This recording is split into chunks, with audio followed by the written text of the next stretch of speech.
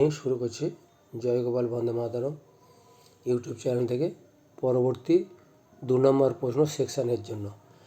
দেখো লেখা আছে to improvement of food production. Food প্রোডাকশানের মধ্যে আগে দেওয়া ছিল, কিন্তু জাস্ট 2 নম্বরের জন্য আমরা এটা তৈরি করেছি, তো যদি কাজে লাগে। বায়ো ফর্টিফিকেশান।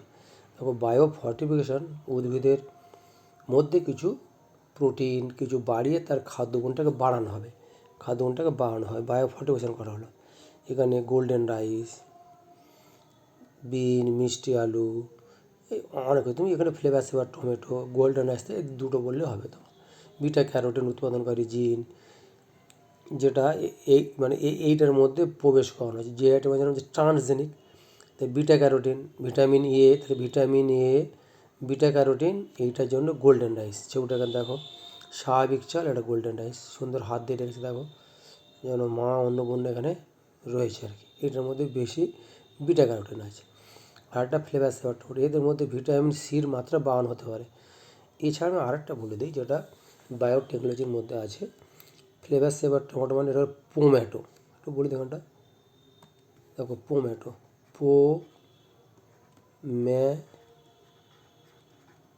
এবার দেখো পটাটোর আর টমেটোর ম্যাটো, পটাটোর আর টমেটোর ম্যাটো। আমার এই যে টমেটোগুলো এখন খাচ্ছে না, ওর নাম কিন্তু টমেটো নয়, বিজ্ঞানসম্মত পোম্যাটো। সুবিধাকে দেখো, আলুর এই যে ছাল, যে মোটা ছাল, এর যে জিন, এই আলুর ছালের জিনটা নিয়ে এই টমেটোর মধ্যে ট্রান্সফার করতে ওর কোষপ্রাচীরে দেওয়া হয়েছে। দিলে কি হচ্ছে, এই টমেটোগুলো এখন কিন্তু তাড়াতাড়ি পচে না।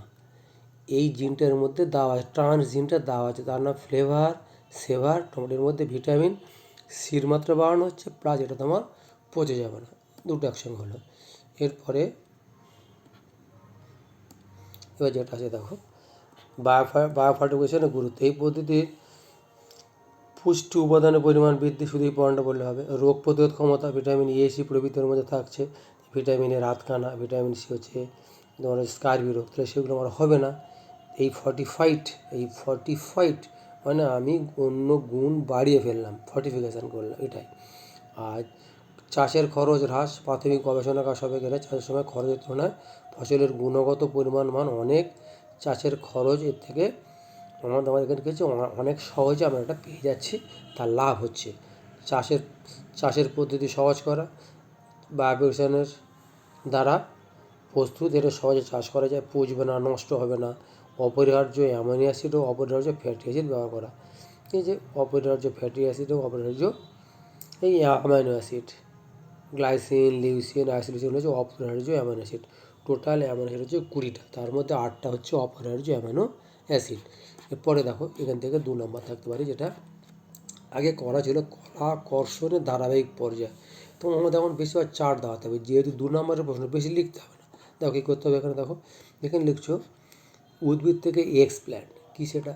ধরো একটা গাজরের বা কোনো একটা উদ্ভিদে কোনো একটা মূল কাণ্ড, কোনো একটা পাতা তুমি ওখান থেকে এক্সপ্ল্যান্ট নিলে, এবার ওটাকে নির্বীজকরণ করলে, ওর মধ্যে যদি রোগ যেমন ওটাকে নষ্ট করা হলো বিশেষ পদ্ধতিতে। এই প্ল্যান্টের কর্ষণ মাধ্যমে ওটাকে আমি অন্য একটা জায়গায় পাত্রের মধ্যে রাখলাম, সেখানে ক্যালাস গঠন হলো। ওই ক্যালাস গঠনের মধ্যে এখান থেকে কিছু খাবার দেওয়া, ধরো ওই একটু হরমোন, একটু অক্সিন, একটু শুক্র, এর মধ্যে দেওয়াতে হলো। ক্যালাস যথাযথ বৃদ্ধি, তাহলে খাবে কি, বাড়ানো হলো।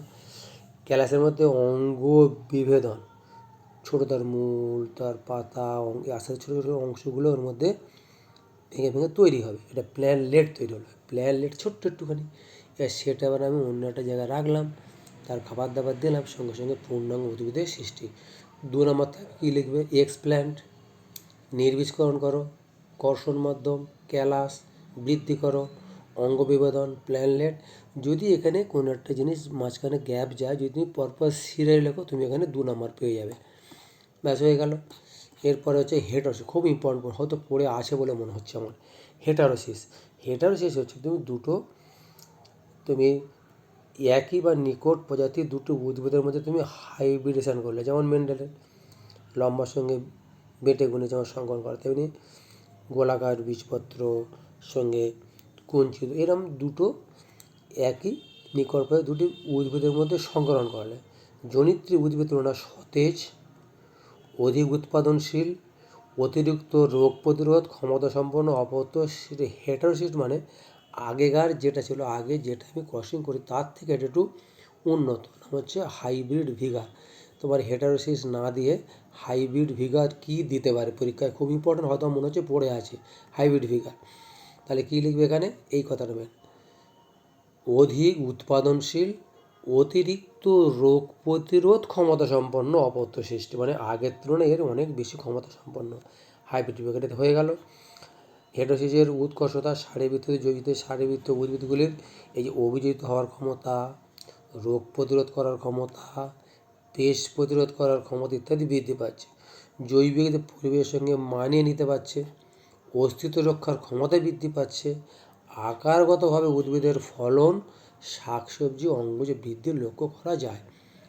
এবার প্রকটতা দূরে ইত্যাদি প্রকটতার তত্ত্ব, অতিরিক্ত প্রকটতা তত্ত্ব ইত্যাদি সম্বন্ধে অত বেশি দরকার নেই প্রয়োগ।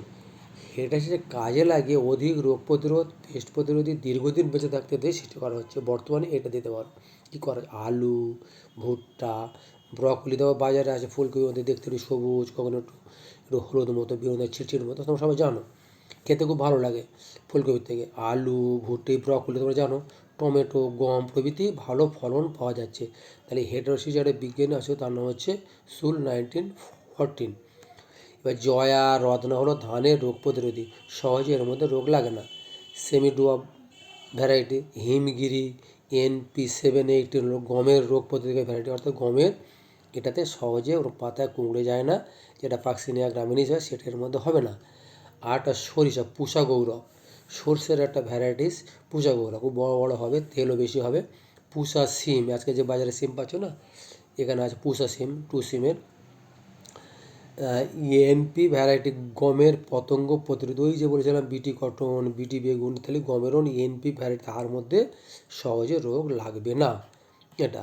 এরপরে হচ্ছে খুব ইম্পর্টেন্ট পলিপ্লয়েডি, খুব ইম্পর্টেন্ট প্রশ্ন, এটা থেকে দেওয়ার সম্ভাবনা খুব বেশি। পলিপ্লয়েডি দেখো, আমাদের যে কোনো মানুষের হচ্ছে আমাদের ডিপ্লয়েড 2n, 2n সমান 46, তেমন উদ্ভিদের ক্ষেত্রে 2n আছে। এবার করা হলো কি, ওই 2n এর অধিক ক্রোমোজোম সংখ্যা বিশিষ্ট যদি পলিপ্লয়েডি করা হয়, তাহলে সেটা আমার ধরো ছিল 2n, 2n থেকে 3n, 4n, 5n, 6n, 7n, 8n, এইটাকে বলা হয় জীবটির মধ্যে পলিপ্লয়েডি ঘটানো হলো। ডিপ্লয়েড ছিল, সেখান থেকে আরও বাড়ছে, পলিপ্লয়েড হলো। এটা উদাহরণ দিলে বুঝতে পারবে, এটা তোমার দিতে পারে পলিপ্লয়েড থেকে। দেখো এখানে নেওয়া হয়েছে ট্রিট্রিকাম মোনো, বড় করে একটু,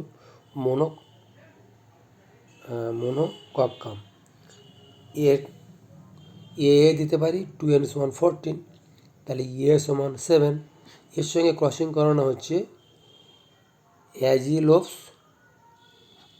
স্পেলো, বড় বড়, স্পেলটোয়েডিস, এর বিবি 2n সমান 14, তাহলে n সমান 7 বা b সমান 7। এখানে এটা দেখো, এখান থেকে একটা তাহলে 7 হলো, বি থেকে 7 14 হলো, বন্ধা হাইব্রিড স্বতঃস্ফূর্ত পলিপ্লয়েডি কী হচ্ছে দেখো, এখানে এদিকটা নিচ্ছে। আবার অ্যাজিওলপস স্কোয়ারোসা, তার ডিডি, এই যেমন নিলাম, বিবি নিলাম, তাহলে ডিডি 2n সমান 14, তাহলে n সমান 7। এদিকে ট্রিট্রিকাম ডাইকয়েডিস, ট্রিট্রিকাম বিবি, তাহলে 4n সমান 28। দেখো এখানে মানে 7, এখানে 7 7 14, বি মানে 7, মানে তাহলে মোট 4 7 28।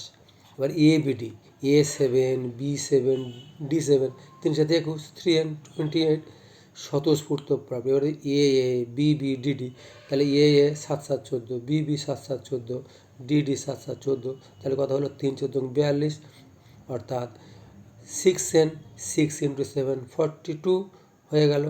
এবার পলিপ্লয়েডির প্রকার এইখান থেকে পুরোটা দিতে পারে, যেটা দেখো, এটা অটো পলিপ্লয়েডি, অ্যালোপ্লয়েডি, অটোটা দেখো কালিনি, অটো পলিপ্লয়েডি, দেখো অটো হচ্ছে,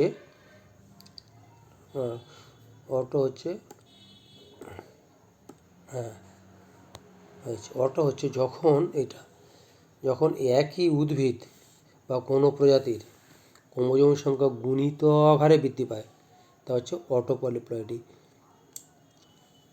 একই উদ্ভিদ বা কোনো প্রজাতির ক্রোমোজোম যখন গুণিত হারে, আর অ্যালোটা হচ্ছে দুটি ভিন্ন, একই এখানে দুটোর মানে একই উদ্ভিদ দুটি ভিন্ন প্রজাতির উদ্ভিদ যখন একটা সংকরণ ঘটানো হলো তখন ক্রোমোজোম সংখ্যা গুণিত হারে বৃদ্ধি পেলে অ্যালো মানে দুটি ভিন্ন প্রজাতি এলো। দেখো অ্যালো দুটি ভিন্ন প্রজাতি এলো, তাদের মধ্যে সংকরায়ন গুণিত হারে বৃদ্ধি। অ্যালো এটা মনে রাখা ভালো, তা ভুলে যাবে।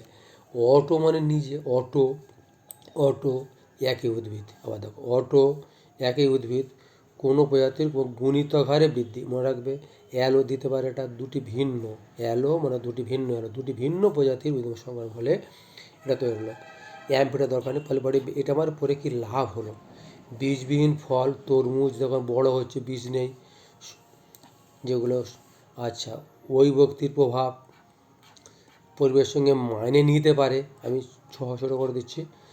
এটা তেমন হচ্ছে একটা গম গাছের কথা দেওয়া হয়েছে। এবার হচ্ছে দুটো দিতে পারে, দলবদ্ধ নির্বাচন আর বিশুদ্ধ নির্বাচন। দলবদ্ধ নির্বাচনটা থাকতে পারে। দেখো শক্ত প্রশ্ন, কিছু না। নির্বাচন করবো আমি কীভাবে? এটা কৃষি জমি থেকে কাঙ্ক্ষিত বৈশিষ্ট্যযুক্ত কয়েকটি উদ্ভিদ আমি বেছে নেব। এটা করতে আমার সময় লাগবে, এরপরে আমি বুঝিয়ে দিচ্ছি। কম সময়ে 5 থেকে 7 বছর লাগে, সহজ সুবিধাজনক, উৎপন্ন ভ্যারাইটিগুলির ওজন ক্ষমতা বেশি, এটি স্বল্প ব্যয়বহুল, উৎপন্ন অপদ্রগুলির নতুন বৈশিষ্ট্য সমন্বয় করা সম্ভব। দেখো আমরা যখন আমাদের তো এখানে গ্রামের ছেলে ধান চাষ করা হয়, ধান চাষ করা হয় যে একবার যে ধান চাষ করা হলো সেই ধানের মধ্যে দেখা গেলো কিছু অন্য ধান আজে বাজে ধান মিশে গেছে। আবার সেই ভালো ধানগুলোকে এক জায়গায় বেছে খামারের মধ্যে রাখা হলো। খামারে রাখার পরে সেখানে আবার সেই ধানটাকে আবার মাঠে চাষ করা হলো, ওটা বলে রোয়া বলা হয়, বপন করা হয়।